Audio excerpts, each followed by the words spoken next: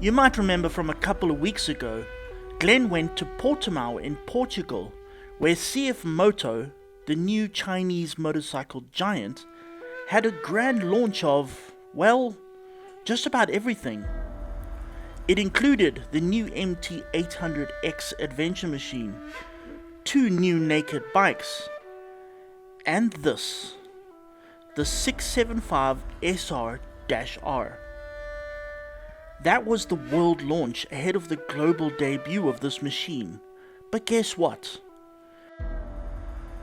There's already one in South Africa, and we get to give it a go. And it's exciting for a very good reason. So what we essentially have here is our first Chinese superbike. So what is it exactly? Well, as you can see, it's a fully fed sports bike featuring a 675cc motor, but not the one off a Triumph 675, but one of their own design. So the main question remains, is a superbike built by a Chinese company any good? Well, obviously long term, we'll find out, but just from appearances here, I mean, everything, very nice fuel cap, bit of plastic there. These plastics, the fairings, the paint job, it all looks very Japanesey sort of styling. I can't really fault this compared to any of the others, Japanese or whatever. Everything fits together, everything looks very stylish. There's a lovely display on the top yoke. The switches, maybe a little bit finicky, but very similar to say what you get on like a KTM and all of that. So just from outwards appearance, right here and now, it looks damn good. Except there's one little thing. Over here, there's a hole sort of in the engine. I think you use it to store, I don't know, bake a potato maybe, could be fun. So while your potato is baking, you ride around on a somewhat fetching machine.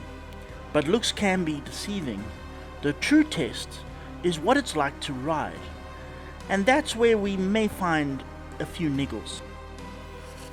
So this is very much sort of typical superbike seating. The foot pegs are kind of high. The only thing I'm not so okay about is the fact that the handlebars are a little stretched out. I kind of would prefer them to be a little bit more inwards. Even on superbikes, that kind of works slightly better. But yeah.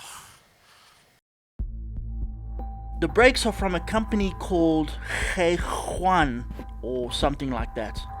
It was initially a Spanish company that has since been purchased by braking giants Brembo. It has factories in Spain and, yes, China. However, these brakes aren't exactly top-notch. I mean, they'll stop, but they're not the greatest sort of Brembos ever can be. These brakes are, they're connected to Brembo, they're a subsidiary of Brembo, but they're not Brembo. Not quite.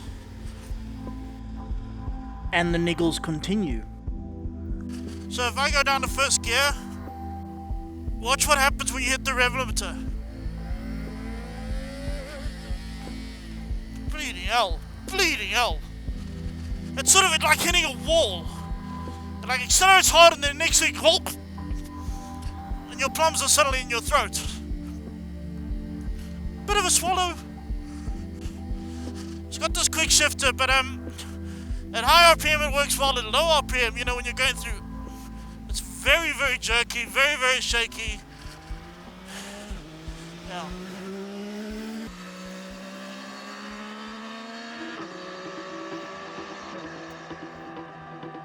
And then we get to the motor, a 675cc inline triple, liquid cooled, fuel injected, and everything else.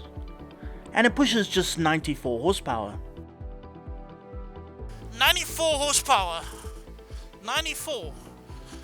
I mean, there were 600s in the early 2000s that were making more than that. 94 is not for a triple 675 is really, really not a lot of horsepower. Actually, 94 horsepower is the amount it pushes in free countries like South Africa. in places that have to comply with Euro 87 plus emission laws, it pushes just 89 horsepower. So far, not so great. But there is one massive thing we are overlooking. One thing that makes all the problems we have covered so far completely irrelevant. And that's the price. The CFMoto 675SR-R costs just 164,000 Rand. So let's take a quick look at what that means. This is 164,000 Rand, puts out 94 horsepower. Those are the two big headlines right here and then. Now, previously we would have just compared this bike to all the old 600s back in the day that all the Japanese produced. Unfortunately, they kind of don't really produce them anymore, especially here in South Africa. You cannot buy them new anymore, so we can't really compare it. But let's have a look at some bikes that maybe we can compare it to. Now, the first one is Ducati Panigale V2, the new one. It produces 120 horsepower.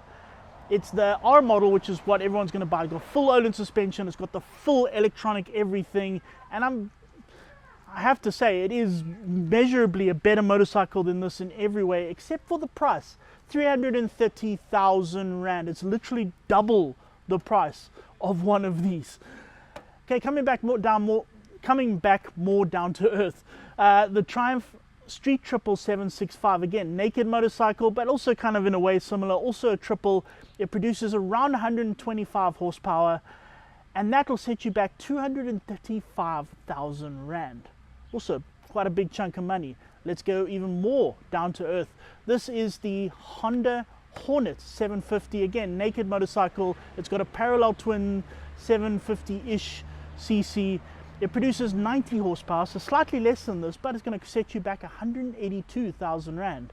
Similarly, Suzuki have the GSX-S8R, which has a full fairing on it, but also a parallel twin motor, a little bit less than 800 cc's, and that's gonna put out 83 horsepower and set you back 181,000 Rand. And then of course you've got Yamaha as the R7, a lot more sort of track focus. They're really sort of trying to work this thing as a little sort of track machine. Although it only pushes 72 horsepower, so not the greatest, but it's going to cost you 185,000 Rand. So yeah, 164 for one of these. That's damn good. If we look at it from a value for money perspective, things improve a lot. For example, the motor may be down on power compared to its costlier rivals, but that doesn't mean the motor is necessarily bad. So you see, with the longer stroke, it makes the bike less revvy. I mean, this sort of red line's 10.5, 11-ish, round about there. But it makes it easier to use. So even low RPM here, like 3,000, it pulls fine. So you've got a much wider sort of range of revs that you can use.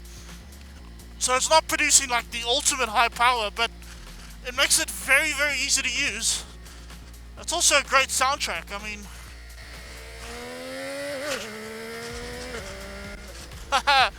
listen to that kind of bang as you kind of hit the quick shifter at high revs. It makes it first of all, is that beautiful sound, that triple sound. It just sounds like everything good ever. And then as you hit the quick shifter, it goes cluck, cluck. It makes a still sound. Oh, it's glorious. It's glorious, glorious, glorious. Top speed, I'm going to estimate somewhere around 240 maybe. We haven't really had a chance to do it anywhere. But yeah, that's kind of my estimate. I don't know. People at home are going to have to let us know, aren't they? The entire package weighs in at 189 kilograms, which is rather good. The frame is aluminium and the fully adjustable suspension is by KYB, so no complaints there.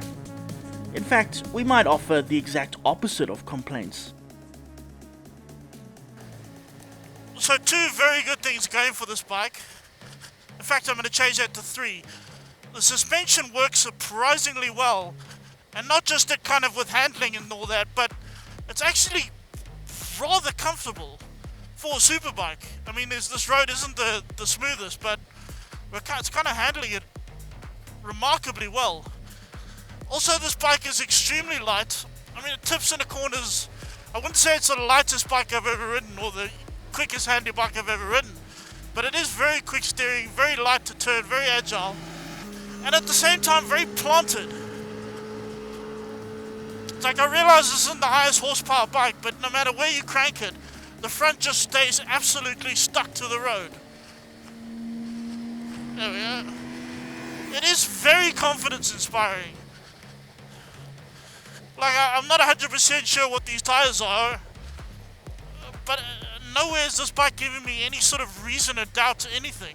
It's just been solid and absolutely stuck to the road. I like that.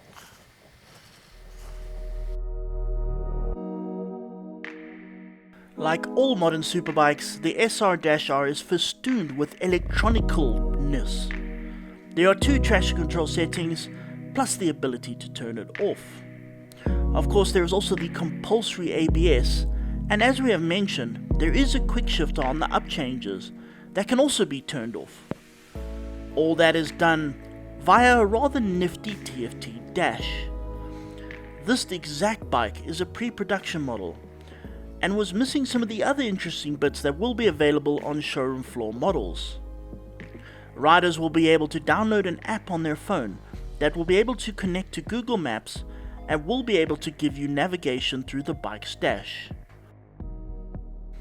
Even more interesting for people in South Africa is a feature whereby if anybody starts meddling with your bike while it is parked, a notification will appear on the owner's phone, and the owner can put into place appropriate measures to deal with the culprits. So here we have it, our first Chinese superbike. So this motorbike is very certainly not winning any sort of racing awards, definitely not. If you go to a track and put it up against even a 600 from a couple of decades ago, I think you're going to come short. It just doesn't have the power, and the handling and the brakes all okay, similar, but it is very down in power compared to all of those. But you know what? You're going to have a lot of fun. You're going to make a beautiful sound. It's a bike that's extremely easy to ride. It's very, very confidence inspiring. Maybe if I were to go like properly sports riding, track riding, I'd change the brake pads. Maybe upgrade a little bit. That's really it. Otherwise, you've got a very confident machine. It's a bike that makes you want to go faster, makes you want to go harder. It's a bike that encourages you to ride harder rather than scare the absolute pants off you.